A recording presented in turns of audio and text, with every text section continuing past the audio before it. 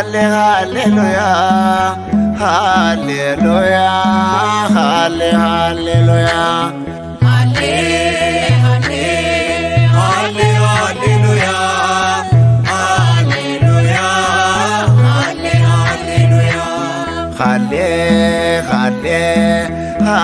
ሃሌሉያ ሃሌሉያ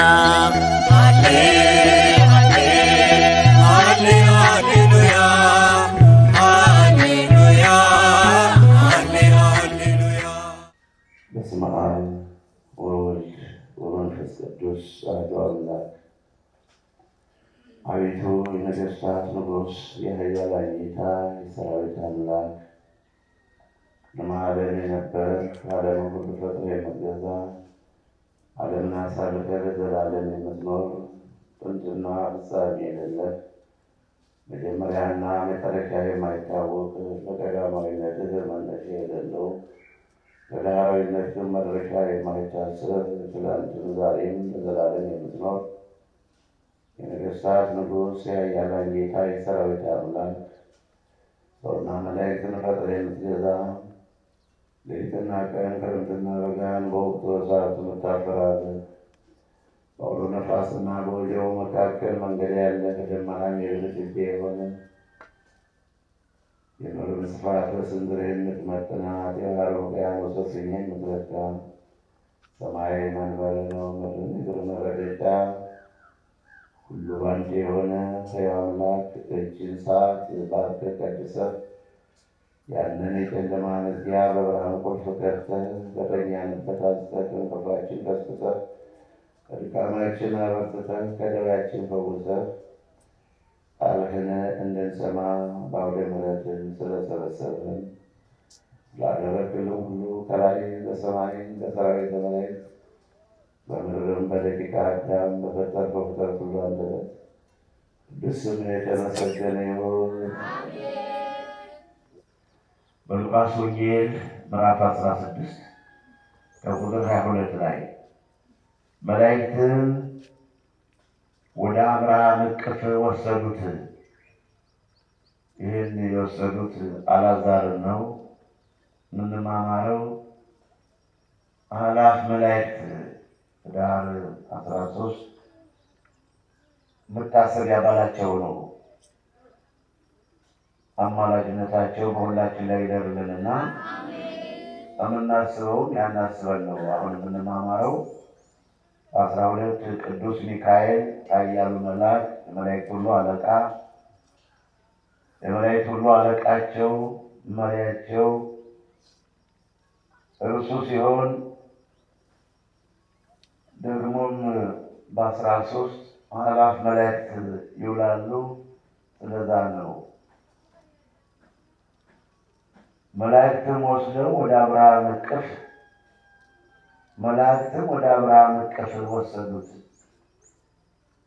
ይህ ድል እንዲገጥማችሁ ነው፣ እንድትታገሱ እንድትችሉ እንድትቋቋሙት የሚገጥማችሁን ችግር ሁሉ እንድትቋቋሙ የምንመክራችሁ ድሃውን አልዓዛርን ነው መላእክት ወስደው ወደ አብርሃም እቅፍ ወደ ገነት ያስቀመጡት። ይህ ድል እንዲገጥመን ግዴታ መታገስ ከኛ ይጠበቃል። በራስ መቀለድ፣ ራስን ማታለል፣ ራስን ማጭበርበር፣ ራስን መስረቅ፣ ራስን ማዋረድ፣ በራስ መወሰን፣ በራስ መፍረድ እንዳይሆንባችሁ ሰው ለሰው ይተርፋል። እግዚአብሔር ያደላቸው ሰውን ያድናሉ፣ ለሰው ይጠቅማሉ፣ ሰውን ያገለግላሉ፣ ሰውን ይረዳሉ። መታደል ሆነና ስንቶች ሰውን የሚረዱ ሰዎች አሉ። ለሰው የተፈጠሩ ሰዎች ሞልተዋል። እናስተውል። ለሰው ሲፈጠሩ ለሰው ልብላ፣ ልጠጣ፣ ልደሰት ሳይሉ ልሾም፣ ልሸለም፣ ላጊጥ ሳይሉ ሁልጊዜ ለሰው የተፈጠሩ ከቤታቸው አንስቶ ጎረቤትም ሌላም የሚመለከተውን ሰው ሁሉ ለሰው እርዳታ አድርጎ እግዚአብሔር መልካም ዕቃ፣ የምሕረት ዕቃ፣ የቸርነት ዕቃ አድርጎ የፈጠራቸው ሰዎች አሉ። የሚያየን በተቻለ ከእኛ እንዳይጎል መቼም ሲያቅት ሁሉም ነገር ይቀራል። ሞክራችሁ አቃታችሁ የማቃት ጉዳይ ነው እንግዲህ ሌላ ጉዳይ ነው። ነገር ግን ሞክረን የምናጣው ነገር እንደሌለ ደግሞ አባቶቻችን ለምን ያጡት ነገር የለም። በእሳት ሰረገላ ወደ ገነት እስከመነጠቅ ድረስ ምንድን ነው ታዲያ ለሰው ሰው ፈልጎ ያጣው ለምኖ ያጣው እስካሁን አላየሁም። ከእኛ ጉድለት ግን የያዝነውንም እናጣለን። የእኛ የሆነውን በእጃችን የጨበጥነውንም እናጣለን። ስርዓቱን ካልጠበቅን ህጉን ካልጠበቅን ይሰጣል ይወስዳል ጌታ። ምን አለበት እየውን መጀመሪያ ሰጠው፣ ሀብቱንም ልጆቹንም ባረከለት። በምስራቅ ከሚኖሩ ሰዎች የተወደደና የተከበረ ፍጹምና ጻድቅ ተባለ። መጽሐፈ ኢዮብ ምዕራፍ 1 ከቁጥር 1 እስከ 6 ድረስ። ኋላ ግን ደግሞ ታመመ፣ ሀብቱም ገንዘቡም አለቀበት። መጽሐፈ ኢዮብ ምዕራፍ 1 ቁጥር 18 19 እስከ 22። እግዚአብሔር ሰጠ፣ እግዚአብሔር ወሰደ፣ እግዚአብሔር እንደወደደ አደረገ ከማለት በቃ እግዚአብሔር ይመስገን ከማለት በቃ ፈጣሪውን አላማም፣ እግዚአብሔርን አልተጠራጠረም። ደግሞ እንጂ በመታገሱ በሽታውን ጠፍቶለት ልጆቹም ተተክተው በበጎቹም በሀብቱም በበሬውም በላሙም እጥፍ ድርብ ሀብት አግኝቶ 140 ዘመን ጠግቦ 4 ጊዜ ልጅ አይቶ ይዟል። ቃሉን የምትሰሙ ሁሉ ጆሮ ያለው መስማትን ይስማ። አልዓዛርን እናስበው። ደሃ ነበር፣ ወገን አለው፣ አባት አለው፣ እናት አለው አይባልም። ከሰው እንደተወለደ ይታወቃል። ነገር ግን በሽተኛ ሆኖ ከሰው ደጃፍ ከባለጸጋው ከነዌ ደጃፍ ወድቆ እንደተገኘ ነው መጽሐፍ ቅዱስ ያስቀመጠው። ከነዌ ደጃፍ ከባለጸጋው ደጃፍ ወድቆ ባይሸተው ባይ ያላዩት ነገር አያምርምችም። ጾማው ሲቆረጥ ውሾች ትርፍራፊውን ከላዩ ላይ እየደፉበት ያጥንቱን ስብርባሪ ውሾች ሲናከሱበት፣ መብላት ሲገባው የውሾች ይናከሱበታል። ሽንታቸውን ሲተፉ ሲሸኑበት፣ በጥፊ ሲመቱ፣ ፂሙንና ጠጉሩን ሲነጩት፣ ከዛው በላይ በሽታው ጥሉ ሲገነፍል እግዚአብሔር አይበላ ይድረስ አይጣልና ጥሉ ሲገነፍል መከራውን ሲያይ ሲሰቃይ ያ ሁሉ መከራውን ታግሶ ፈጣሪውን ሳያማርር ተስፋ ሳይቆርጥ በትዕግስት ነገሮችን ተቀብሎ መላእክት ወደ አብርሃም እቅፍ ወሰዱት። እድል እንዲገጥማችሁ ነው። ዛሬ የጸበል ቦታ ነው። ታማችሁ መምጣታችሁ ይታወቃል። ተቸግራችሁ በተለያየ ፈተና እንደመጣችሁ ይታወቃል። ቀደም ብዬ እኔ ነፍሴን እግዚአብሔርን ነፍሴን ፍለጋ እግዚአብሔርን ፍለጋ ቀደም ብዬ ልግባ እንጂ ሌሎች የመጣችሁት ያው በተለያየ ፈተና ነው። ፈተናውን ደግሞ ፈተና ላይ ፈተና እንዳይጨመር ፈተናው እንዲቋጭና እንዲቆረጥ እንዲበጠስ እንደ አልዓዛር መታገስ ያስፈልጋል።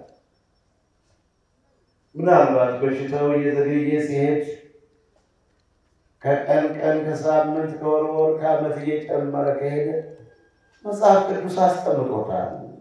ማርቆስ ምዕራፍ 9 ከቁጥር 29 እንዲህ አይነቱ በሽታ በጾምና በጸሎት ካልሆነ በቀር አይለቅም የሚል ነገር አለ። አንዱ ገናውን ቅሸት ብሎ ስሙን ሲጠሩት ከውጭ ሀገር ሆነው ሀገሩን ሳይረግጡት መጥተው ጸሎት ሳይጠጡ ሳይባረኩ በሽታው ለቋቸው የሚሄድ ሰዎች አሉ፣ ስሙን በመጥራት ብቻ። ሌሎቹ ወደዚህ ፊታቸውን ሲዞሩ የሚለቃቸው ሰዎች አሉ። ሌሎቹ መናኸሪያ ሲገቡ፣ ሌሎቹ እንዲሁ መንገድ ሲጀምሩ ይለቃቸዋል። ይህ እንደ በሽታው ጉዳይ ነው። ደግሞ ከአያት ከቅድመ አያት የወረደው በደም በስጋቸው የተዋህደው ብዙ ክፉ የለመደው ክፉ መንፈስ ደግሞ ትንሽ ከእናንተ ጋር አለቅም ብሎ ቢታገላችሁ አይዟችሁ፣ ተስፋ መቁረጥ አያስፈልግም። ደግሞ የለቀቀን የመሰላችሁ መለፍለፉ ወይም ደግሞ የበሽታው ጸባይ የታገሰላችሁ ቁርጥማትን ቢሆን ራስ ምታት የታገሰላችሁ አሁንም ለቆናል ብለን ከስርዓት እንድንወጣ አልታዘዘም። ሄዳንም ጤና ምሕረቱን ያብዛልን። ካለዛም ደግሞ የበለጠ ምሕረት ለማግኘት እርሱን ደጅ መጥናት ያስፈልጋል። አሁን እኛ የምናውቀው ነገር የለም። ወደንም ያመጣነው በሽታ አይደለም። በየምክንያቱም ደግሞ የመጣ ቢሆን አሁን መዳናችን ከፈለግን ተስፋ ግን እሱን እግዚአብሔር አድነን ማለት እንጂ ለቆኛል ብለን እንዳለ በማቴዎስ ወንጌል ምዕራፍ 12 ቁጥር 43 ላይ መንፈስ ርኩስ ከሰው ልጆች በወጣ ጊዜ ምቹ ቦታ ለመፈለግ አገር አቋርጦ ወዲያና ወዲህ ይወራጫል። ከሰውየው ከሴትዮዋ ከሰዎች በወጣ ጊዜ የሚመቸውና የሚጠጋበት ሲያጣ ግን ወደ ነበርኩበት ልመለስ ይላል። ወደ ነበረበት ሲመለስ ተጠርጎ ተወርውሮ ይቆያል።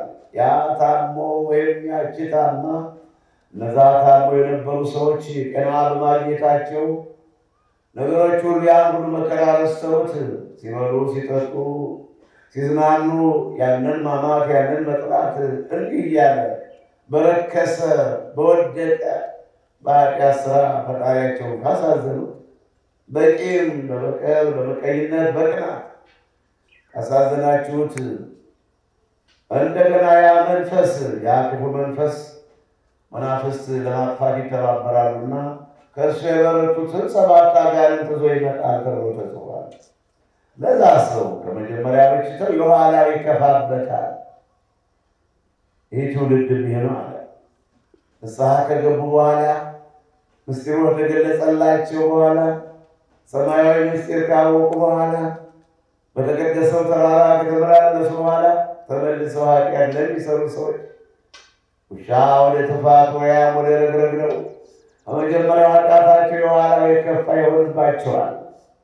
በሁለተኛ ጴጥሮስ ምዕራፍ 2 ቁጥር 19 እና 20 ላይ ከመጀመሪያው ከትላንቱ ኃጢአታቸው እያወቁ ያጠፉት ተምረው ያጠፉት ታምራቱን ጌትነቱን የአምላክነቱን ሥራ አይተው እውሩ ሲበራ አንካሳው ሲዘል አይተው እግዚአብሔር ኃይሉን ሲገልጽ አይተው ከካዱት ከቀድሞ ኃጢአታቸው የኋላው ይከፋባቸዋል። ለዚህ ትውልድም ከመጀመሪያው የኋላው በሽተኞችን ከመጀመሪያ በሽታቸው የኋላው በሽታ ይከፋባቸዋል። እንዲሁ ደግሞ በኃጢአት ለወደቁትም ከመጀመሪያው ኃጢአት የኋላ ይከፋባቸዋል። ይልቁንም መለስ ብሎ እግዚአብሔርን ማሰብ ነውና መላእክትም ወደ አብርሃም እቅፍ ወሰዱት፣ አልዓዛርን አስቡት። በሉቃስ ወንጌል ምዕራፍ 16 ቁጥር 22 ላይ አልዓዛርን አስቡት። በሽተኛ ነበር፣ ድሃ ነበር፣ ተስፋ የለውም ነበር፣ እናትም አባትም የለውም ነበር። ይኸው አያስደንቅም? እናት አባት ማጣት አያስደንቅም? የትዳር ጓደኛ ትዳር አለና አያስደንቅም? ሁሉም በጊዜው ይሆናል። ልጅ ያለመኖር ልጅ ስላያችሁ ልጅ ያላቸውን ሰዎች አይታችሁ አትቅሙ። ሁሉም በጊዜው ይሆናል። ሳራ በ90 ዓመት አብርሃም በ100 ዓመት ወልደዋል። ዘካርያስና ኤልሳቤጥን ካረጁ ካፈጁ በኋላ ወልደዋል። ለሱ ሚሳነው የለም። እኔና እናንተ ነገሮች ሁሉ ሐሳባችን ምኞታችን ሁሉ ተቋርጦ የሚቀረው እግዚአብሔር ከተለየን ነው። እግዚአብሔር ከራቃችሁ ከእግዚአብሔር ከተለያችሁ ፍቅሩ ከራቃችሁ እኩይ ምቀኛና ተንኮለኛ ከሆናችሁ በሰው ጣጣና በሰው ድል ከገባችሁ እንኳን ሌላ አንጋጠን የምናየውን ሰፊውን ታላቅ ተስፋ ለማግኘት የያዛችሁትን ታጣላችሁ ብያቸዋለሁ። ስለዚህ አልዓዛርን አስቡት፣ እናትም የለውም አባት። አልዓዛርን አስቡት፣ የትዳር ጓደኛ የለውም፣ ቤት መጠጊያ የለውም። አልዓዛርን አስቡት፣ የዕለት ጉርስ የዓመት ልብስ አልነበረው፣ ሙሉ ጤናማ አልነበረው። በበሽታ የማቀቅ የሚጨነቅ የሚሰቀቅ መከራን የሚቀበል ሰው ነበር። ተቀበል ያንን በሽታውን በትዕግስት መድኃኒት ሳይፈለግለት ወደ ጸበል ወደ ሌላ ቦታ እንዲድን ተንቀሳቅሶ ተቆርቋሪ አግኝቶ ከሚድንበት ቦታ ሙከራ ሳይደረግለት ከባለጸጋው ደጃፍ ሰራተኞች በጥፊ እየመቱት እያንገላቱት እየረገጡት እየሸኑበት እየተፉበት ዘመኑን በበሽታ በችግር በረሃብ በግፍ አሳለፈ። ግፍ መልካም ነው ወገኖቼ። መጠቀም የሚፈልግ ሰው ቢኖር ግፍን ይታገስ። ይሄ ነው መጠቀም የምትፈልጉ ሰዎች፣ በእውነቱ ባለም ያላችሁ ሰዎች፣ ጥሩ ትዳር የምትፈልጉ ሰዎች ከሆነ ግፍ ተቀበሉ። የሚገፏቸውን ሰዎች ታገሷቸው። እኛንም ከዚህ ያደረሰ ሰዎቹ የሚሞክሩት እርግጥ ለመጣል ነው የሚገፏቸው።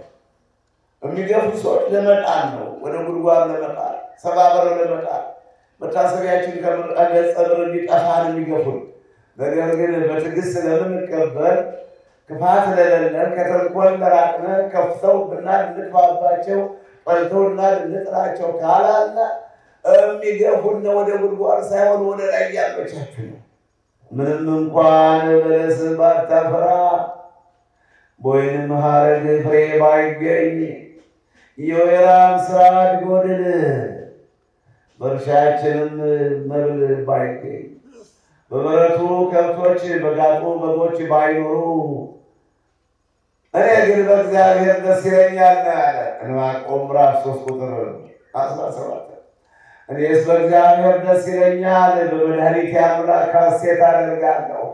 እርሱም እነሆ በኮረብታው በተራራው በአምባው ላይ ያቆመኛል፣ በዓለቱ ላይ ያቆመኛል። ረግረግ ባልደለው አድንቡሃ ባልደለው አሸዋ ባልደለው በጸናው በዓለቱ ላይ ያቆመኛል። ዕንባቆም ነቢዩ ምንም እንኳን በለስ ባታፈራ ከፈለግነው ካመንነው ተስፋ ካደረግነው ቦታ የጠበቅነውን ተስፋ ባናገኝ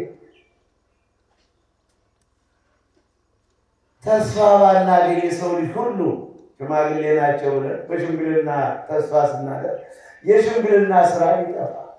ካህናት ናቸው ብለን በክህነታቸው ጥሩ ይሰራሉ ይታመናሉ ስንል ካህናቱን ታምነው ባይገኝ፣ ባይታውያን ናቸው ብለን ስንል በብሕትውናቸው ታምነው ባይገኙ ዕንባቆም እንዲህ ነው ያለ። ሌላ የሚመለከታቸውን ሰዎች ተስፋ አድርጌ ስል ከነዛም ተስፋ ባጣ እናቴም አባቴም ጠሉኛል። መዝሙረኛው ዳዊት መዝሙር 26 ቁጥር 10 ላይ አባቴም እናቴም ጣሉኝ ተውኝ፣ እግዚአብሔር ግን ተቀበለኝ። ይሄ ነው ዋናው ወገኖቼ። እነሆ በውጭም በውስጥም ሆናችሁ ትምህርታችንን የምትከታተሉ ታዳሚዎቻችን ይህን የሚያስፈልገው እግዚአብሔርን ተስፋ አድርጉት። እሱን ተስፋ ማድረግ ሕይወት ነው፣ መድኃኒት ነው፣ ግርማ ሞገስ ነው፣ መወደድ ነው፣ መከበር ነው። ጠላት ቢነሳ በእግር ይረገጣል። እግዚአብሔርን ተስፋ ያደረጉት ሰዎች ሲወድቁ አላየንም። ምንም እንኳን በለስ ባታፈራ በወይንም ሐረግ ፍሬ ባይገኝ የወይራም ሥራ ቢጎድል በማሳችን በጓሮ በመሬቱ አዝመራው መብል ባይኖርበት ከበረትም ከብቶች ከጋጥም በጎች ባይኖሩ እኔ ግን እግዚአብሔርን ተስፋ አደርጋለሁ። የመድኃኒቴን አምላክ ተስፋ በመድኃኒቴ አምላክ ሐሴት አደርጋለሁ እያለ ነው ነቢዩ። ስለዚህ ትውልድ ሆይ የእግዚአብሔርን ቃል እንመልከት። ባካችሁ መለስ በሉ። አብዝቼ ልጠራቸው አጥብቀው ከፊቴ ራቁ፣ ጀርባቸውን እንጂ ፊታቸውን አልሰጡኝም የተባለው እንዳይፈጸምባችሁ ወደ እግዚአብሔር ቅረቡ እንላለን። ወደ እሱ ቅረቡ ያበራላችኋል። በመዝሙር 33 ቁጥር 4 ላይ ሆሴዕ ምዕራፍ 11 ቁጥር 1 ላይ የተጻፈው ሁሉ ለእኛ ስለሆነ ወገኖች ወደ እሱ ቅረቡ ያበራላችኋል። ወደ እሱ መቅረቡ ብርሃን ነው፣ ሕይወት ነው፣ ሰላም ነው፣ የጤና እርካታ ነው። ስለዚህ ወደ እሱ መቅረብ ነው። መላእክትም ወደ አብርሃም እቅፍ ወሰዱት። ስለ አልዓዛር ካነሳው ዘንድ የጸበል ቦታ ነው። ብዙዎችን በዓለም ዙሪያም ደግሞ የወቅሸት ቅዱስ ገብርኤል ብላቸው የምጠሩት ለመዳን ነው። አልዓዛርም መጨረሻ በስጋው እንኳን መከራ እንዲቀበል ቢታገስ በዚህ ቀን ተሻለ፣ በዚህ ቀን ዳነ፣ በዚህ ቀን በላ ጠጣ፣ በዚህ ቀን ልብሱ ታጠበለት፣ ጽዳት ተከናወነለት፣ ደስ ያለው ባይባልም በዚህ ዓለም ከተወለደ እስከ መቃብር መከራን፣ በሽታን፣ ችግርን፣ ግፍንና መከራን ቢቀበልም መጨረሻ ግን እስኪ እዩት ወገኖች፣ ሰው እንኳን ትልቅ ሰው ኧረ እንዲያው ጓደኛ ቢሆን ያንን ሰው የደገፈው ጓደኛ ቢሆን ያ የኢያሪኮ መንገደኛ ከኢየሩሳሌም ተነስቶ ወደ ኢያሪኮ ሲሄድ በሉቃስ ወንጌል ምዕራፍ 10 ከቁጥር 29 አንስቶ ከኢየሩሳሌም ተነስቶ ወደ ኢያሪኮ ሲሄድ ወንበዴዎች ደበደቡት። በምሳሌ ያስተምሩናል። በወንበዴዎች ደብድበውት ቢሄዱ ሌዋዊው አየውና አልፎት ሄደ። አላነሳውም፣ አልረዳውም። አሁንም ሌላ ካህን መጣ። ካህኑም አየውና ጥሎት ሄደ። የረዳውና ያደረገለት ነገር የለም፣ አላዘነለት። አንድ ሳምራዊ መጣና ደንግጦ ተጨንቆ ደሙን አብሶ በበቅሎ ላይ አድርጎ ወደ ባለ መድኃኒት ወሰደ ይላል። ይሄ ነው የሚያስፈልገው። ይሄም ተስፋ ነው። ይኸው ተጻፈ እኮ ከእነዚህ ከሦስቱ ማን ነው ለዚህ በሞትና በሕይወት መካከል ለወደቀው ሽፍቶች ለደበደቡት ከሦስቱ ማን ነው ወዳጅ ዘመድ ጓደኛ ባልንጀራ የሆነው አለ ጌታ በምሳሌ። ሳምራዊው አንተም እንደዚህ አድርግ፣ እንዲህ ብታደርግ ድሆችን፣ ችግረኞችን፣ የታመሙትን ብትጠቅማቸው ብትረዳቸው ይሄ ነው የዘላለም ሕይወት ታገኛለህ። ሕይወት እንድናገኝ ድሆችን፣ ችግረኞችን፣ ጧሪ የሌላቸውን አሳዳጊ የሌላቸውን ሕፃናት መንከባከብ ትኩረት መስጠት ያስፈልገናል። እንግዲህ ከካህኑ ወይም ከሌዋዊው ይህ ሳምራዊ ከተወደደ በምሳሌ ጌታ ካስቀመጠው አልዓዛርም እንጂ አንድ ሰው አንድ ቀን እንዲሁ ጋቡን አብሶ እንጀራ ቢያጎርሰው እንዴት ትልቅ ነገር ነበር። ምራቃቸውን ተፉበት ሲባል ነው የሰማነው። በጥፊ መቱ ተብሎ ነው የተጻፈ። ጽሙን መለጡ ሰራተኞች ሲወጡ ሲገቡ ምን የታዘዘው እንዲሰራ። በሽታው ያሳዝናል፣ መታመሙ ያስለቅሳል፣ ያስጨንቃል እንጂ ከበሽታ ላይ ረሃብ፣ ከበሽታ ላይ ውሃ ጥም፣ ከበሽታ ላይ ጥፊ፣ ከበሽታ ላይ ከቁስሉ ላይ የውሾች መና ከሰዎች መሞራጭ። ግፋችን ተመልከቱ። መከራ ላይ መከራ ነው። እንዲህ ሆነና መጨረሻ ግን በመታገሳችሁ ነፍሳችሁን ገንዘብ ታደርጋላችሁ፣ በመታገሳችሁ ነፍሳችሁን ታድናላችሁ ይላሉ ወንጌላዊ ሉቃስ ወንጌል መንግሥት በሉቃስ ወንጌል ምዕራፍ 21 ከቁጥር 19 ከታገሳችሁ ነፍሳችሁን ታድናላችሁ፣ ከታገሳችሁ ጠላታችሁን ሰይጣንን በእግራችሁ ትረግጡታላችሁ። መታገስ ነው ዋናው ነገር። መቻል ነው፣ ልብን ማስፋት ነው። ምናስተምረው ትምህርት ሁሉ ግራ አይሆንባቸው ወገኖች። የምንናገረው አስተያየት ሁሉ ግራ አይሆንባቸው። አይዟቸው። እኛ የምንሰጠው ትምህርት ወጥ ይሆን ነው። እንዲሁ የምንሰራውን ነገር አስቀምጣለሁ። ከዛ ላይ አስቀምጥ ደግሞ አከታትዬ ደግሞ ማድረግ ያለብንን ነገር እንዴት እንደምንሰራው አብራራላችኋለሁ። ዝም ብለን በራሳችን አንዷን ብቻ የነጠቅን መሄድ አይደለም። ስለዚህ አጠቃቀም ነው፣ አኗኗር ነው። ሰው ሀገር ያስተዳድራል፣ ሰው ሀገር ይመራል። ጭንቅላታችሁን አይኖራችሁን ራሳችሁን መምራት፣ ይሄ ደግሞ በጣም እንደ ውድቀት ነው። ሰው ሀገርን እየመራ ለሀገር ለወገን እየተጨነቀ ሰው ራሱን መምራት ካቃተው፣ ሰው ራሱን በሚልንበት ቀና መንገድ በበጎ ነገር ለስጋው የሚጠቀምበት ለነፍሱ የሚጠቅምበትን መምራት ካቃተው እንግዲህ መጠቃትን፣ መውደቅን፣ መዝለፍለፍን ያመለክታል። ስለዚህ መላእክትን ወደ አብርሃም እቅፍ ወሰዱት።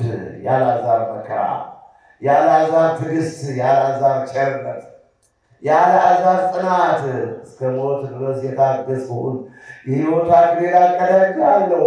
አልዓዛር የሕይወት አክሊል ተቀዳጀ በበሽታ። ወንጌል ሰብኮ አይደለም፣ ስራው ወንጌል ነውና ስራው ራሱ ይሰብካል። በቃል አልሰበከም አልዓዛር። ታሞ ነው ወደቀ የተባለ። አሁን እኛ እናስተምራለን፣ ማስተማሩ ያጸድቃል። ግማሹ ደግሞ ስለ ሃይማኖቱ ደግሞ አፍስሶ ይሄዳል። ልክ ነው። አገልግሎታችን የተለያየ ነው። አልዓዛር ታመመ፣ በሽታውን ታሟል። አልዓዛር ራበው፣ የሚበላው የሚጠጣው አልነበረም። አልዓዛር የሚያጽናናው ሰው አላገኘም። እናትም አባትም እህትም ወንድምም የሀገር ሰውን ጎረቤትም አላገኘም። እድል ሆነና ያየው ሁሉ የተመለከተው ሁሉ መጥቶት ሰድቦት መርጤቅ ብሎ ምራቁን ተፍቶበት የሚሄድ ሰው ነው። ተመልከቱ እንግዲህ የፈተናችን አይነት። ለምን እንዲህ ተፈተንኩ አትበሉ። ክርስትናው የገባችሁ ሃይማኖታችሁን የምትፈልጓል የመንግስቱ ወራሽ መሆን የምትፈልጉ ሰዎች ይህን ሁሉ ምስጢር መርምሩ። አልዓዛር ልዩት እንግዲህ ከባለጸጋ ቤት ብዙ መኳንንቶች ከሚገቡበት፣ ብዙ ባለጸጎች ከሚገቡበት፣ ብዙ ዳዋ ሀብታሙ ከሚገባ የሚበላ የሚጠጣበት ደጃፍ ተራበ የተባለ አልበላም፣ እድል ሆነ፣ ስጦታ ሆነ፣ የተጠራበት ለዚህ ሆነ። እኛም የተጠራንበት ሆኖ ነው። አሁን ፈተናችን ይበዛ እናውቃለን። አሁን መፍትሄው እንዴት ነው? አምላክ ሆይ እንድትጎበኝ ከፈተናው የምታድነን ደግሞ ጽፎታል። አቤቱ ወደ ፈተና እንዳትገቡ ተግታችሁ ጸልዩ። ፈተና ዝም ብለን በለኝ የምንለው ነገር አይደለም። በለኝም አይባልም። እኛ ስራ መስራት እንጂ እንዲህ ሁልጊዜ የተከላከልን ተሳቀን መኖር አልፈልግም። መቼም አልፈልገውን ነገር አልፈልግም። ግን ከመጣን አልዓዛርም ቢሆን መሰቀቁ መጨነቁ አልቀረም። ግን ፈጣሪውን አላማረረም፣ ተስፋ አልቆረጠም። እኛም ያ ሁሉ መከራ ሲወርድ ከጸበልተኛው ከምኑም ከውጭም ከውስጡም ፈተናው ከሩቅም ከቅርብም በገጠርም በከተማም ሲወራጭ ዲያብሎስ ተመስገን ከማለት መከራ ተሰቀለ። ይሄን ደግሞ ታላቅ ክብር ነው። ማንም አድርጎት የማያውቅ ነው። ትንሽ ምን ከልጆቹ ጋር ተጣላው ነው ብዙ ለሀገር ለወገን የሚያስቸግር ሰው አለ። አባት ያስቀየነ ወይም ልጅ ያስቀየነ ተባብለው ብዙ የሚቆራረጡ ሰዎች፣ እኛ ግን ያ ሁሉ ዶፍ እየወረደ ዝም ብለን የታገስ ነው። በመታገሳችን ነፍሳችሁን ገንዘብ ታደርጋላችሁ። እንግዲህ መላእክትም ወደ አብርሃም እቅፍ ወሰዱት። ይህን ዕድል ለማግኘት መታገስን የነፍሳችሁን ነገር ነው የምመክራችሁ። መላእክትም ደግሞ ለእኛ የሚያደርጉት ውለታ በስጋ ከመከራ ስጋ ይጠብቁናል፣ ከወጊ ከለጊ ይጠብቁናል፣ ከምቀኛ ተንኮለኛ ይጠብቁናል፣ ከእሳቱ ከስለቱ ያወጡናል፣ ከተወረወረው ተምዘገዘገው ያድኑናል። የመላእክትን እርዳታ ተመልከቱ።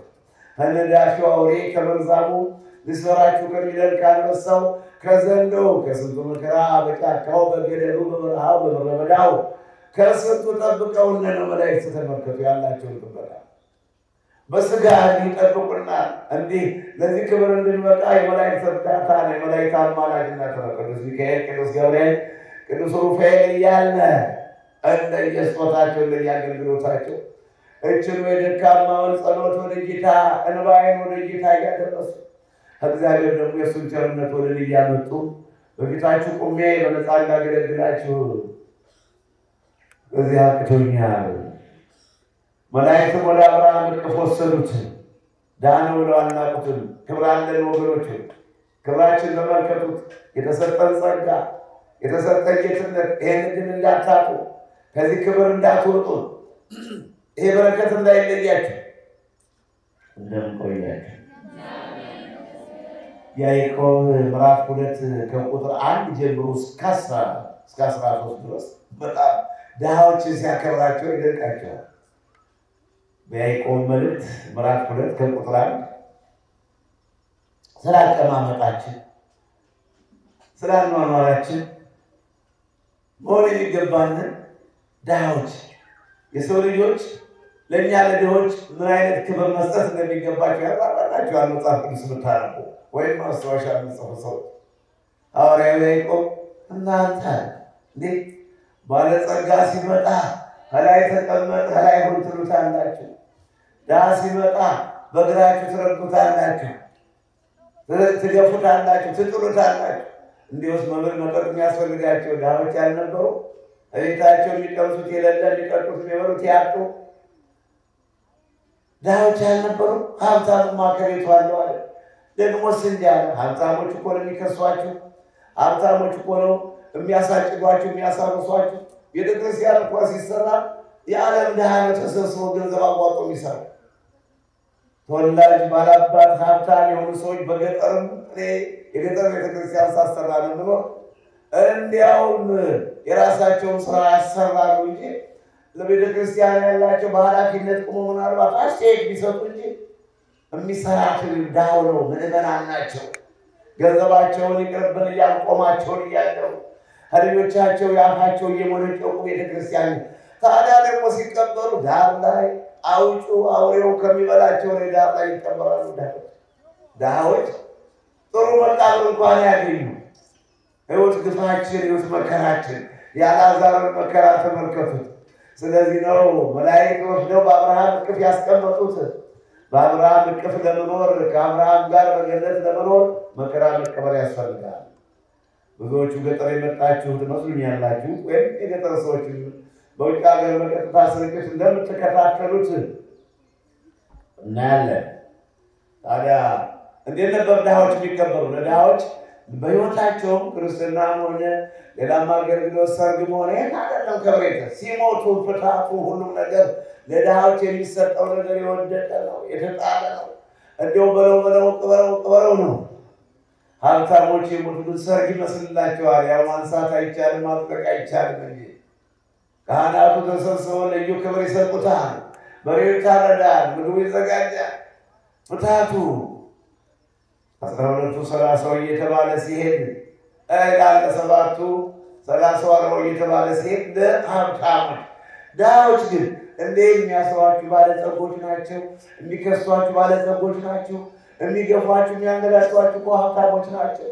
ይልቁንስ ለድሃዎች ክብር መስጠት አይሻልም? ምን እያለ ሐዋርያው ያዕቆብ ምዕራፍ 2 ከቁጥር 1 እስከ 13 ነው። መጽሐፉን ነው የማነበው። የሚቀበረው ቀንሰ የለኝም። ድሃዎች ተገፉ፣ ድሃዎች ተረገጡ፣ ድሃዎች ተጠቀጠቁ። ለሀብታሞች ከወንበር ላይ ወንበር ቀየራችሁላቸው፣ ከምንጣፍ ላይ ምንጣፍ አለጠፋችሁላቸው። ድሃዎችን ግን አልተመለከታችሁ። ይልቁንም ለድሃዎች ነበር ትኩረት የሚገባ። ድሃዎችን ነው መንከባከብ፣ ድሃዎችን ነው መርዳት፣ ድሃዎችን ነው ማክበር የሚገባው እያለ ነው። አንተ ቆያችሁ በዚህ ያዕቆብ አለቀቃችሁ። አሁንም በያዕቆብ መልእክት ምዕራፍ 1 ከቁጥር 9 እና 11 ላይ ይላል እነሆ ድሃው በውርደቱ ድሃው በመዋረዱ ይመካ፣ ባለጸጋው ደግሞ ባለጸጋው በዚህ በጠፊ ጠፊ ኃላፊ ገንዘብ በማግኘቱ ይዋረድ። መዋረድ ነው እሱ ያለበት። ባለጸጋው ግን ፈጣሪውን ያክብር ማለት ድሃው በድህነቱ ፈጣሪውን ያመስግን፣ እግዚአብሔርን ያክብር። ድሃ በመሆኑ አይማረር፣ አይበሳጭ፣ ተስፋ አይቆርጥ። ባለጸጋው ግን የሰበሰበው ለነፍሱ መንገድ የሚሆን አይደለም፣ የኃጢአት ገንዘብ ስለሰበሰበ ድሃው በድህነቱ ይመካ፣ መመካት አለበት። ባለጸጋው ግን የኃጢአት ገንዘብ ሰብስቧል፣ የተራበ አላበላ፣ የተጠማ አላጠጣ፣ ዕጣን መብራት፣ ዘቢብ፣ አልባሳት፣ ቤተክርስቲያን አልሰራም፣ ድሃዎችን አልረዳምና እያለ ነው የሚጽፈውና ሐዋርያው ያዕቆብ በምዕራፍ 1 ከቁጥር 10 እና 11 ላይ ለድሃ ያለው ክብር ለድሃ በድህነቱ ፈጣሪውን ማመስገን፣ በተራበ ጊዜ ተመስገን ማለት፣ በከፋው ጊዜ ተመስገን ማለት ነው። ባለጸጋው ግን በዚህ ዓለም ባለጸጋ የሆኑ ሰዎች፣ በዚህ ዓለም ሀብታቸው የበዛ ሰዎች በዚህ ዓለም ሀብት ንብረት ምንም ካልሰጡ፣ ካላበሉ፣ ካላጠጡ እንደማይጠቀሙበት ተስፋም እንደሌላቸው ለሚያመለክትና እንግዲህ ወንጌላዊ ማቴዎስ በወንጌል መንግሥት እንደጻፈው በማቴዎስ ወንጌል ምዕራፍ 25 ከቁጥር 31 ላይ ጌታችን መድኃኒታችን ኢየሱስ ክርስቶስ ለፍርድ ሲመጣ ቅዱሳን መላእክትም ከእሱ ጋር ይላል። መላእክት አሁን ለፍርድ የሚመጡ እነሱ ናቸው። መላእክት ወስደው በአብርሃም እቅፍ አስቀመጡት። አሁንም ለፍርድ በመጨረሻ ጊዜ ሙታን ሲነሱ አሞራ የበለው ውሃ የበለው እሳት ያቃጠለው አጥንታቸው አመድ የሆነ የተልከሰከሰ መቃብር የሌላቸው ፍዳት ያልተካሄደላቸው ጸሎት ያልተጸለየላቸው የወደቁበት ያልታወቀ ሁሉ ያን ጊዜ በክብር የተቀበሩትን በውርደት የተቀበሩትን ሁሉም ይነሳል። ሁሉም ይነሱና ያው በዛን ሰዓት መላእክት ናቸው። እንግዲህ መላእክት በክብር ይመጣሉ። ጌታችን መድኃኒታችን ኢየሱስ ክርስቶስ ለፍርድ ከዙፋኑ ሲቀመጥ መላእክት አብረው ይመጣሉ ብሎ ወንጌላዊው ማቴዎስ ጽፎታል። እና መላእክት በአብርሃም እቅፍ ወሰዱት፣ በአብርሃም እቅፍ አስቀመጡት። በዚህ ዓለም መከራ እንደተቀበለ አልቀረም። እንደምን ቆያችሁ? እንደምን አላችሁ? ወንጌላዊው ማቴዎስ ወንጌል መንግሥት እንደጻፈው በማቴዎስ ወንጌል ምዕራፍ 13 ከቁጥር 36 ጀምሮ እናነበዋለን። ከቁጥር 36 ስለ እንክርዳዱና ስለ ዘሩ አንድ ጊዜ ደቀ መዛሙርቱ ጌታችን መድኃኒታችን ኢየሱስ ክርስቶስ ብቻቸውን ይዟቸው ቁጭ ሲል ጌታ ሆይ ስለ ዘሩና ስለ እንክርዳዱ እስኪ አብራራልን አሉት። አዎ እንዲህ የሚል በማቴዎስ ምዕራፍ 13 ቁጥር 24 ላይ አንድ ሰው በማሳው ላይ ጥሩ የተበጠረ ስንዴ ዘራ፣ ከቀናት በኋላ ግን እንክርዳድ በቅሎ ተገኘ እያለ በምሳሌ ያስተምሯቸው ነበር። እንክርዳዱንም ሰራተኞች ጌታ ሆይ መልካሙን ስንዴ አልዘራህምን? በመልካሙ መሬት ላይ እንክርዳዱ ከወዴት ተገኘ አሉት። አይ ወገኖቼ እንክርዳዱን ጠላት በተነው። ታዲያ ሳይጠነክር ስንዴውን ሳይጎዳው እንልቀመው አሉት። ስንዴው ስትለቅሙ እንክርዳዱ ስትነቅሉ ስንዴው አብሮ ስለሚነቀል እስከ መከር ጊዜ ይቆይ። በመከር ጊዜ ስንዴውን አጫጆች ይመጣሉ። አጫጆች ወጥተው ስንዴውን ለብቻው ያጭዱታል። እንክርዳዱን ለቅመው ደግሞ በማይጠፋ እሳት ያቃጥሉታል። እንዲህ ብሎ ካላቸው በኋላ አንድ ጊዜ ሰብሰብ ብለው ብቻቸውን ሲያገኙት ደቀ መዛሙርቱ ጌታ ሆይ ተርጉምልን የስንዴውና የእንክርዳዱ ምሳሌ፣ አጫጆችስ ማን ናቸው? መሬቱስ ምንድን ነው? ስንዴውስ ምንድን ነው ብለው ጠየቁት። ስለዚህ ነው በማቴዎስ ወንጌል ምዕራፍ 13 ቁጥር 36 ላይ ይህን ጥያቄ ጠይቀውታል። እሱም እንዲህ አላቸው፣ አይ መልካሙ ዘር የመንግስት ልጆች ናችሁ እናንተ የእግዚአብሔር ልጆች። መልካም ዘር እንከን የሌለባችሁ፣ ምቀኝነት፣ ተንኮል፣ ቅናት የሌለባችሁ ሕግን ጠብቃችሁ የምትኖሩት መልካም ዘር እናንተ ናችሁ። የተንጠረጠረ ስንዴ መልካም ዘር እናንተ ናችሁ። እንክርዳዱ ደግሞ የክፉ የሰይጣን የግብር ልጆች ናቸው። የዘራው እርሱ ነው። ጠላትን የዘራው ያንን እንክርዳድ በሰው ልቦናም ይበትን። እነሆ መልካም ሰላም መኖር ሲገባው ሰላማዊ ሊሆን ሲል ቅናት እያሳደረ የተሰጠውን ትቶ ያልተሰጠውን የእሱ ያልሆነውን ትቶ የእሱ የሆነውን ትቶ የእሱ ያልሆነውን ያላሰበውን። አሁን በዚህ ገዳም ሁላችሁም ባዶ እጃችሁን የመጣችሁ ከዚህ ብዙ ትመኛላችሁ። ይሄ ነው እንግዲህ ሰይጣን እንክርዳዱን ጠላት ዘራው። ጠላት እየዘራባችሁ አሁን ለመዳን ጀሪካን ይዛችሁ የመጣችሁ ጀሪካናችሁ መጣችሁ ጌታ ሆይ ተመስገን አድነን ብላችሁ እሱን ተግታችሁ ሙሉ ጤናችሁን ለማግኘት እንደመጓጓት እንደገና ሌላ እንክርዳዱን ጠላት በእርግጥ በሰይጣን ብቻ አይፈረድም። እናንተ ምኞት ትመኛላችሁ፣ ሰይጣን ደግሞ ያሳድገዋል፣ ያበረክተዋል፣ ያሰፋባችኋል። የኔ ያልሆነውን ነገር አለማኝ ለምን እናላገኘው የማይበላው ጌታ ያስተዋል የሚበላ ቢሆን ደግሞ አትፈልግም የኔ ያልሆነውን ነገርና ያሰፋባችኋል። እንክርዳዱን ጠላት ዘራው። ጠላት ዲያብሎስ ትከፍቱለታላችሁ በምኞት፣ እሱ ደግሞ መሀል ገብቶ ይቦራቦርና ጭንቅላታችሁን ይረከባል። ልመለስ ብትሉ ለማትወጡበት ረግረግ ከቶ በምቀኝነትና በቅናት እየነሸነሸ ማንኝ ስትሉ እስክትረሱ ማንነታችሁን እስክትረሱ ድረስ ያሰቃያቸው እና ትርጓሜው ስተረጉምላቸው እንክርዳዱ የዘራው ጠላት ነው። እንክርዳዱም የዚያ የክፉ መንፈስ ልጆች ናቸው። መሬቱም ዓለም ነው። ማሳው የስንዴው ማሳ ዓለም ነው። በዚህ ዓለም ላይ ክፉና በጎ በአንድ ላይ ይኖራል። በአንድ ላይ እባብና ሰው በአንድ ላይ ይኖራል። ቀበሮና ፍየሉ፣ ተኩላውና በጉ በአንድ ላይ ይኖራል። አንበሳውና ጊደሩ በአንድ ላይ ይኖራል። ጊዜ ሲመቸው ይነሳል፣ ይነድፋል። ጊዜ ሲመቸው ሲያጋጥመው ይሰብራል። አንበሳውም ጊደሩን፣ ነብሩም ፍየሉን፣ ተኩላውም በጉን ይነጣል፣ እባቡም ሰውን ይነድፋል። ሳይመቸው ደግሞ ተቀላቅሎ መስሎ ይኖራል። ይህ የተባለ እባብ ሳይሆን የሰው እባቦች፣ የሰው ተኩላዎች፣ የሰው ቀበሮች፣ ጥቃቅን ቀበሮች መኃልየ ምዕራፍ 2 ቁጥር 15 ላይ የወይናችን ቦታ የሚያጠፉትን ጥቃቅን ቀበሮችን አስወግዱ ይላልና፣ ጥቃቅን ቀበሮችን አስወግዱ የወይን ቦታችን የሚያጠፉትን እንደተባለ ሁሉ ቀበሮች አሉ። እንዲህ የሆነ ተቀላቅለን እንኖራለን።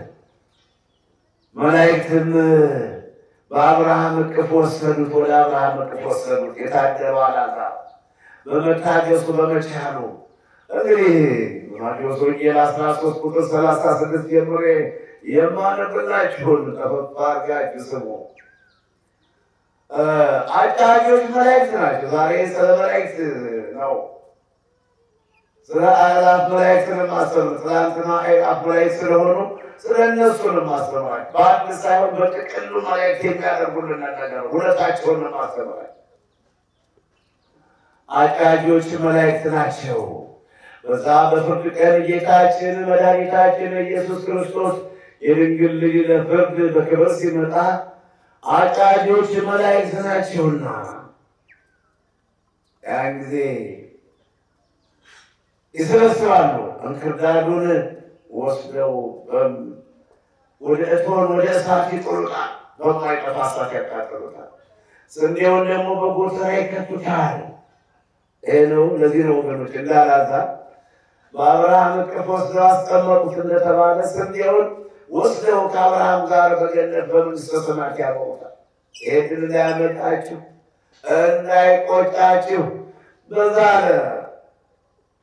ልቅሶና ጥርስ ማፋጨት አለ። ያን ቃል ዕድል ፈንታቸው ነውና ያን መከራ ስሙት። እሳት ፍንጥር ብሎ ሲነካችሁ እንዴት ነው? ልብሳችሁን ታራግፋላችሁ፣ በምትወዱ ሰው ላይ ትፈነጥቁታላችሁ ከእሳቱ ለመዳን። ታዲያ ወገኖቼ እንዴት የእሳት ባህር የእሳት ገደል ሲጠብቃችሁ ዓይናችሁን ፍጥጥ አድርጋችሁ ለኃጢአት ሁልጊዜ ላለመመለስ ሁልጊዜ ትዕግስትን ገንዘብ አድርጉ፣ የዋህነትን ያዙ። የምትኖሩበትን መንገድ ምክንያት የላችሁምና ምክንያት የላችሁም። ምክንያቱ ሰምቶ መመለስ ነው። እግዚአብሔር በሰጠን ዕድል መጠቀም ያስፈልጋል። አጫጆች መላእክት ናቸው። መሬቱም ዓለም ነው። ስንዴው የመንግስት ልጆች ናቸው። እንክርዳዱ ግን የሰይጣን የክፉ መንፈስ ልጆች ናቸው። በፍርድ ቀን ኃጥአን ወደ ሲኦል ወደ ገሃነም ይላካሉ። ጻድቃን ደግሞ የመንግስት ወራሽ ይሆናሉ ይላል የሐዋርያው የቅዱስ ጳውሎስ መልእክት ለዕብራውያን ሰዎች ምዕራፍ 12 ቁጥር 22 ላይ እንዲህ የሚል ተጽፏል። በሰማይ በሰራዊተ መላእክት ዘንድ ሰራዊተ መላእክት ባሉበት የጻድቃን ማህበረ በኩራት ያሉበት የመጨረሻ ዕድል ፈንታችሁ መልካም ለምትሰሩ ሰዎች ጽዋ ተርታችሁ መጨረሻ ላይ የበኩራት ማህበረ በኩራት ሰራዊተ መላእክት የቅዱሳን ማህበር ቅዱሳን ካሉበት መከራ የተቀበሉት ሰማዕታት ካሉበት በደም የታጠቡት መጨረሻ ላይ ዕድል ፈንታችሁ ያለው ወገኖቼ መላእክት ወስደው እዛ ላይ ሊጨምሩ እዛ ላይ ያስገቡት ወድቀን ተንቀን ተረግጠን ታምተን ተጠልተን የምንቀር ሰዎች አይደለንም። ይህ ብለን ነው ሞኝ እንዳልመስላችሁ እንዲህ የተሰቃየን ያለ ነው። እንዲህ አለረፍት የምንኖረው ይህን ተስፋ አድርገን ነው። እንዳላዛር ዛሬ መከራችን የበዛ እናንተም ደግሞ ጥሩባችሁን ወዳችሁ አይደለም። መውደድ የሚገባው ሰው ካስጠላችሁ፣ መከበር የሚገባው ሰው እንድታዋሩ ካረጋችሁ ይህ የመጽሐፍ ጉዳይ ነው እንጂ አሁን እንዴት ምን አድርሶ እንዴት ተዋረደ ቢሆን እኮ እንዲከብር ኃጢአተኛ ቢሆን እኮ እንዲጸድቅ ነው ማልቀስ ያለብን። ኃጢአተኛ ቢሆን ኃጢአተኛ ነውና ይውደቅ ይጣል አይባልም። ድሃ ነውና እንርገጠው አይባልም። ሰው በመሆኑ ነው እንጂ ስናስተምር ከሆነ ስለተጻፈባችሁ ግን እንዲህ እኛ መከራ የምንቀበለው ለምንድን ነው? ለእኔም ተጽፎ ለእናንተም ተጽፎ ነው። ታዲያ መጨረሻችን እንዲያምን ግን መላእክት ወስደው በአብርሃም እቅፍ አስቀመጡት። ይህን ድል እንዳታቁ እንኳንስ መከራ እንዲው ወገኖች ሆይ እንዴት መሰላችሁ እንጂ እንዴት መሰላችሁ መላእክት በመጨረሻው ጊዜ መላእክት የሚያደርጉልን ጌታ ለፍርድ ሲመጣ ያን ጊዜ መላእክት እነሆ መከራ በሚያጠኑብን ሰዎች መከራ ዛሬ የሚያሰቃዩን ዛሬ የሚክዱን ዛሬ ለሚፈታተኑ ሰዎች መከራ ለእኛ ደግሞ ግፍ ለምንቀበል ሰዎች ሐዋርያው ጳውሎስ ከእኛ ጋር የዘላለም ሕይወት ትወርሳላችሁ። እናንተ ዛሬ ግፍ የምትቀበሉ ዛሬ መከራ የምታዩት ከእኛ ጋር ክብርን ትወርሳላችሁ። መከራ ለኛ ያሳዩን መከራ ለኛ ያዙብን ደግሞ እነሆ መላእክት መከራ ያበዙባቸዋል። ለኛ ለመከራ ለምንቀበል ደግሞ ለእናንተ መከራ ለምትቀበሉ ከኛ ጋር የዘላለም ሕይወት ተወርሳላችሁ ይላል። ዛሬ ወገኖቼ ግፍ መቀበል ጥሩ ነው። በትዕግስት አይዟችሁ መቼስ እግዚአብሔር ረሃቡም ቢሆን በሽታውም ቢሆን ለሞት የማያደርስ ይሁንና እንዲሁ ቁመን ለመመስከር ያብቃል እንጂ ተሰቃየን ብለን ተስፋ መቁረጥ የለብንም። ይህ ጠላቱ ሁኔታ ደግሞ አንድየውን ተስፋ የሚያስቆርጥ አሳልፎ የሚሰጥ ይገደል ይቆረጥ የሚያሰኝ አይሁን እንጂ በተፈተን ብንታማ ብንጠላ አደግንበት እኮ በሐሜት አደግነ፣ በመጠላት አደግነ። መከበርና መወደድ ሲገባን ስንጠላ ኖርነ። ምን ጎዳን? ጠቀመን እንጂ አይዟችሁ እግዚአብሔርን ተስፋ አድርጉ። ተስፋችሁን ጠብቃችሁ በተስፋ ፈጣሪያችሁን ተስፋ አድርጋችሁ ኑሩ። እግዚአብሔርን ያመነ አይጎዳምና። አሁንም ወንጌላዊ ማቴዎስ በወንጌለ መንግሥት እንደጻፈው በማቴዎስ ወንጌል ምዕራፍ 13 ከቁጥር 47 ላይ 47 48 49 ላይ እንዲህ የሚል ተጽፏል። መንግሥተ ሰማያት ወደ ባህር የተጣለች መረብን ትመስላለች አለ። መንግሥተ ሰማያት ወደ ባህር የተጣለች መረብን ትመስላለች። መረቧም የሆነውንም ያልሆነውንም አግበስብሳ ሰበሰበችው። ክፉውንም በጎውንም ሰበሰበች። በመረቧ ክፉውም ተሰብስቧል፣ በጎውም ተሰብስቧል። የተጠበቀው መልካም በጎ ነገር ወይም ጥሩ ዓሣ ብቻ አልገባም። በመረቧ ውስጥ ብዙ ነገሮች ገብተዋል።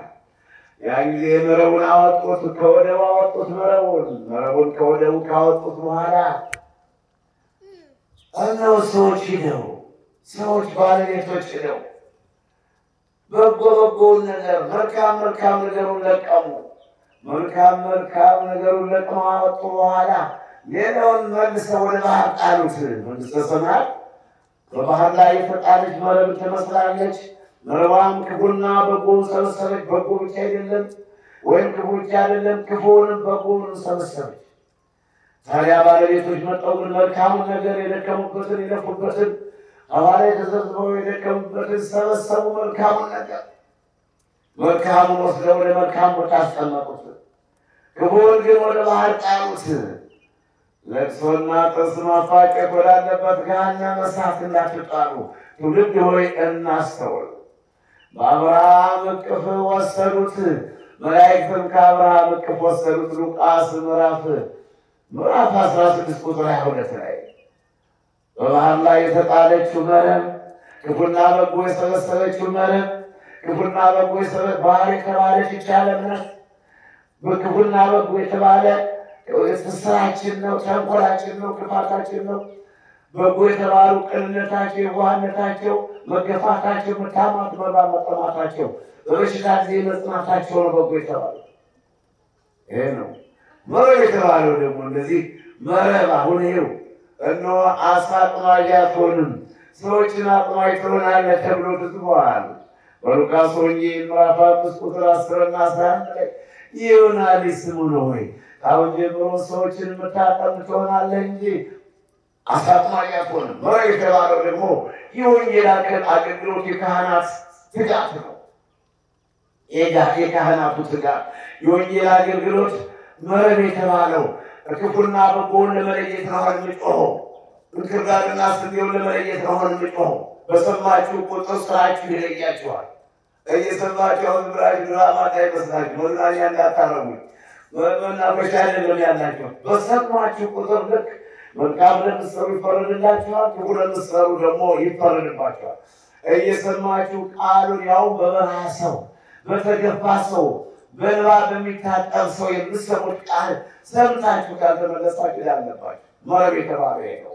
ከባህር ላይ የተጣለው መረብ ክፉና በጎ የሚሰበስበው ክፉና በጎውን የሚለየው ክፉና በጎውን ለዩት ባለቤቶች። ክፉውን ወደ ባህር ጣሉት፣ በጎውንም ወደ በመልካም ቦታ አስቀመጡት ተብሎ በማቴዎስ ወንጌል ምዕራፍ 13 ቁጥር 47 ላይ ተጽፎ ይገኛል። በምን ቃል እናስተምራችሁ? በምን ቃል ልንገራችሁ ወገኖቼ? የተዋሕዶ ልጆች በዓለም ዙሪያ አገልግሎታችን የምትከታተሉ ክቡራን እንግዶች ወገኖች የምትወዱኝና የምወዳችሁ አክሊሌና ክብሬ የብድርና የማኅተም የምንኩስና የልዩ ምልክት የምናኔ ስጦታ የሆናችሁ እኔ ቀድሜ የገባሁ ወደ ገዳም እናንተም ግማሾች በመንፈስ ባህር ማዶ ሆናችሁ ወንቅ እሸትን መቻይተነው እስከ መቼ ደርሰን እያላችሁ በመንፈስ ከኔ ጋር አብራችኋላችሁ። ሌሎች ደግሞ አብራችሁን ተከትላችሁ በመግባት እንደኔ መከራ ትቀበላላችሁ። ስለዚህ አክሊሌና ክብሬ ብቻዬን ጫካ በሆን ኖሮ እንደዚህ ምንም መኖር ይኖራል። የመኖሩ ጫካ ነው የኖርነው ኑረንበታል። ጫካ መቆያችን ዘንድ በኮዳ በቅምጫና ፋችን ዘንድ ኖረናልና ግን ኑሮ አይባልም። አሁን እንዲህ በእርፈ መስቀል ሁልጊዜ ወንጌል እየሰበኩ አብረው እየዘመሩ ይህን የመሰለ ዓለም አቀፍ አስደናቂ ስራ እየሰራን ነው። ታላቅ ነገር ነው። ይህ ሁሉ የተገኘ በማለት እኔ ቀደም እናንተ ተከተላችሁ። የምትወዱኝ መወደድ ሳይገባኝ የምትወዱኝ በዓለም ዙሪያ ያላችሁ ወገኖቼ በእውነት እግዚአብሔር ጊዜን ተመልክቶ ሁሉን አንድ አላደረገብኝም። ጥቃቅን ቀበሮች ቢኖሩ ሰፊው ሕዝብ ግን ከኔ ጋር ነውና እግዚአብሔር ክብር ምስጋና ይግባው። በጫካ ተቀምጠን መታወቅ በጫካ በገዳም በበረሃ ሆነን መወደድ ይገርማል።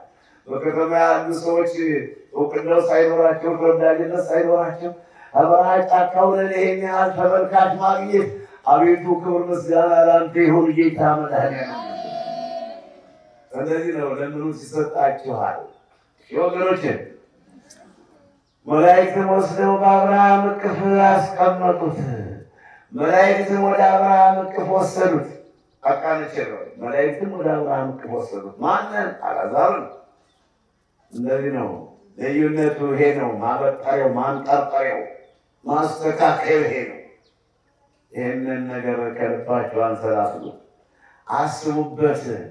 ወንጌላዊ ማቴዎስ እንደጻፈው በማቴዎስ ወንጌል አሁንም ምዕራፍ 16 ቁጥር 27 ነው። ቁጥር መጨረሻ ላይ እንደዚሁ ጌታችን መድኃኒታችን ኢየሱስ ለክብር ሲመጣ ለፍርድ ሲመጣ ቅዱሳን መላእክትን ከእሱ ጋር ሲመጡ አሁንም ክፉ የሰሩትን ለቅሶና ጥርስ ማፋጨት ወዳለበት ይከቷቸዋል። ደጋጎች ደግሞ የዘላለም ሕይወት እንዲወርሱ በገነት ያስቀምጧቸዋል ተብሎ ተጽፏል። የተጻፈው ሁሉ ለእኛ ምክርና ተግሣጽ እንዲሆን ተጻፈ ይላልና እንግዲህ የሰማነው በልቦናችን ያሳድረናል። የመላእክትን ተራዳኢነት ነው የምነግራችሁ። ነገም ከነገ በኋላ ደጋግመን ስለ መላእክት እንማማራለን። አሁንም በሉቃስ ወንጌል ምዕራፍ 15 ቁጥር 10 ላይ ይላልና ወንጌላዊ ሉቃስ እንዲያለ ንስሐ በሚገባ በአንድ ኃጢአተኛ ምክንያት ንስሐ ስለሚገባ ስለ አንድ ኃጥእ ሰው በሰማያውያን ሰራዊተ መላእክት ዘንድ ታላቅ ደስታ ይደረጋል። መላእክት ስለኛ ይደሰታሉ። ንስሐ ስንገባ ስንመለስ፣ ኃጢአታችን ስናራግፍ፣ እኩይነት፣ ተንኮለኛ ምቀኝነታችን ስናራግፍ፣ ማረኝ ይቅር በለኝ ብለን ወደ እሱ ስንዞር፣ ይቅርታ ስንጠይቅ፣ ምሕረት ስንፈልግ ያን ዘወትር የምናደርገውን የዘወትር ኃጢአት የድፍረት ኃጢአት ጣል አድርገን አላበጀውም አጥፍቻለሁ ተሳስቻለሁ ብለን ስንመለስ ሰዎች ብቻ ሳይሆን ምዕራባውያን ሰዎች ወይም ዘመን ወገን ሳይሆን ሰራዊተ መላእክት ስለኛ ይደሰታሉ። ወጥቷቸዋል ወገኖች። ይህን ያህል እድል ያላችሁ ሰዎች ናቸው። ይህን ያህል ጌታ ይወዳቸዋል። ይህን ያህል ጌታ እግዚአብሔር ያከብራቸዋል። ክብራችሁን ብትጠብቁ ተጠብቃችሁ ትኖራላችሁ። ካልጠበቃችሁ ደግሞ ፍርዱ በእናንተ ላይ ነው። መላእክት ወደ አብርሃም እቅፍ ወሰዱት። መላእክት አንድ ኃጢአተኛ ንስሐ ሲገባ በክንፋቸው እያጨበጨቡ በእግራቸው እያሸበሸቡ ይቀበሉታል። ልክ ሙሽራ ምላሽ ተጠርታ ስትገባ እንደዚህ አይነት ክብር እናት አባት ለሙሽራይቱ እንደሚሰጧት ክብር ይህን ያህል ክብር እንዲህ ብለን ተነጥቀን ብለን ብንጸድቅም እንኳን ተነጥቀን ብለን ተመናጭቀን ተገፍተን በክብር ነው የምንሄደው። መላእክት ናቸው የሚወስዱን። ይህን ያህል እድል ያላችሁ ሰዎች ናቸው። እድላችሁ እንዳይታጠፍ፣ እድላችሁ እንዳይሰረዝ፣ እድላችሁ እንዳይቃጠል ንቅስ መልካም ስራ ለመስራት እያውቃችሁ። አሁንም በማቴዎስ ወንጌል ምዕራፍ 18 ቁጥር 10 ላይ ከእነዚህ ከታናናሾች አንዱን እንዳትንቁ ተጠንቀቁ። ያን ሰውዬ እንዳትንቁት፣ እኒህ ሴትዮ እንዳትንቋቸው። ከእነዚህ ከታናናሾች አንዱን እንዳትንቁ ተጠንቀቁ። መላእክቶቻቸው በሰማያት በአባቴ ፊት ዘወትር ይቆማሉ። መላእክት ስለኛ እኔ የምትንቁኝ ያን የምትንቁት ያችን ብትንቋት እንዳትንቁ ተጠንቀቁ። መጽሐፉ ይሄ ነው። እንግዲህ እምቢ ካልሽ ይፈረድብሃል፣ እምቢ ካልሽ ይፈረድብሻል። እንዴት አድርጋችሁ እንግዲህ እንዲድኑት ያድርገን እግዚአብሔር። የመጽሐፍ ያለ መጽሐፍ ጉዳይ መቼም የፈለገ ቢሆን የማይመለስ አይመለስ፣ የማይድን አይድንም።